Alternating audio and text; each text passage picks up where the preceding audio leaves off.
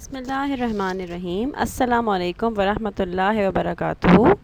جماعت ششم میٹرک کی آج اسلامیات کی کلاس میں ہم پڑھیں گے سبق اللہ پر ایمان یعنی توحید اور اس کے معنی اور مفہوم۔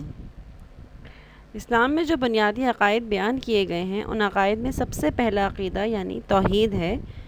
اللہ کی ذات پر ایمان لانا یعنی اس بات کو یقینی طور پر قلب و ذہن میں ڈالنا کہ اللہ تعالیٰ کی ذات ہمیشہ سے موجود ہے اور ہمیشہ رہے گی، نہ اس کی ابتدا ہے اور نہ ہی انتہا۔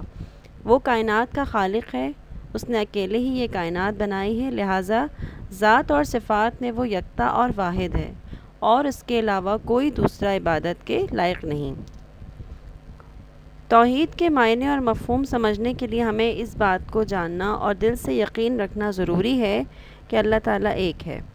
توحید کے لفظی معنی ہیں ایک ماننا، ایک سمجھنا اور ایک اکیلا جاننا۔ توحید سے مراد کائنات کے خالق یعنی پیدا کرنے والے کے تمام تر صفات کو اکیلا ماننا اور اسی کو عبادت کے لائق سمجھنا عقیدہ توحید کہلاتا ہے۔ اسلام میں جس عقیدے کی سب سے زیادہ اہمیت بیان کی گئی ہے اور جس پہ سب سے زیادہ زور دیا گیا ہے وہ عقیدہ توحید ہے۔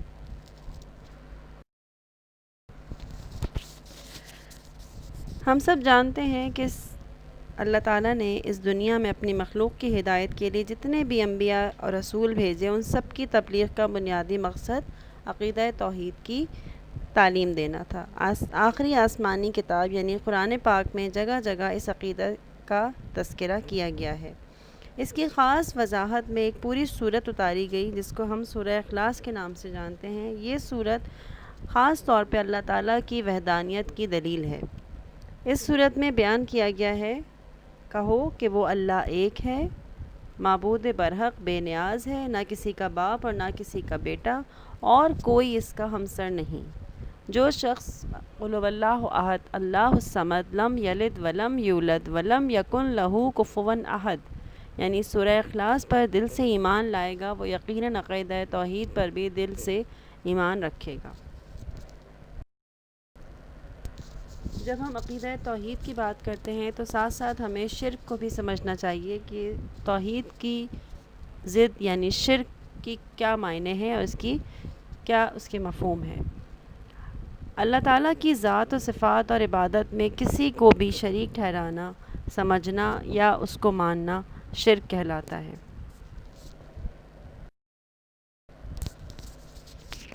توحید کے کچھ تقاضے بھی ہیں جس میں سب سے پہلے تو یہ ماننا کہ اللہ اپنی ذات میں اکیلا ہے، سب کا رب ہے، سب کا پالنے والا، سب کا پیدا کرنے والا، ہر طرح کی مخلوق اسی کے اختیار میں ہے، پوری کائنات اور پوری قدرت صرف اور صرف اللہ تعالیٰ کے دائرے اختیار میں ہے، اس کی کوئی مثال نہیں ہے، کوئی اس کا ہم پلہ نہیں ہے۔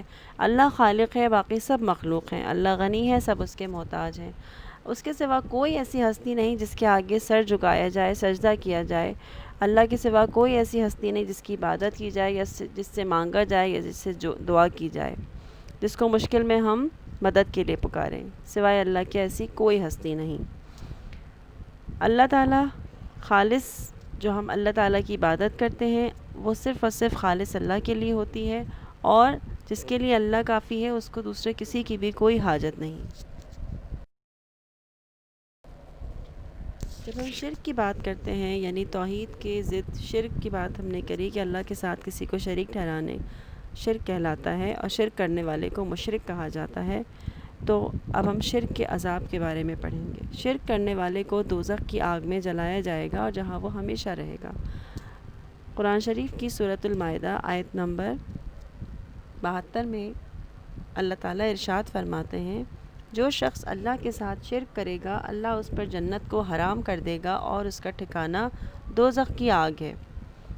کس قدر برا ٹھکانہ ہے یہ دوزخ کی آگ، آپ دیکھیے اللہ کے ساتھ کسی کو شریک ٹھہرانا اتنا بڑا گناہ عظیم اور اللہ کے ساتھ ظلم عظیم ہے کہ جس کا ابدی ٹھکانہ اللہ تعالی نے دوزخ کی آگ کو قرار دیا ہے۔ اللہ ہم سب کو اس عذاب سے اور اس گناہ سے محفوظ و معمون رکھے، آمین۔ میں امید کرتی ہوں کہ آج کے سبق میں جو ہم نے پڑھا ہے آپ کو یقیناً سب سمجھ آیا ہوگا، اور کوئی بات اگر رہ جاتی ہے تو ہم اس میں اپنی کلاس میں ڈسکس کریں گے۔ تب تک کے لیے اللہ حافظ، شکریہ، خدا حافظ۔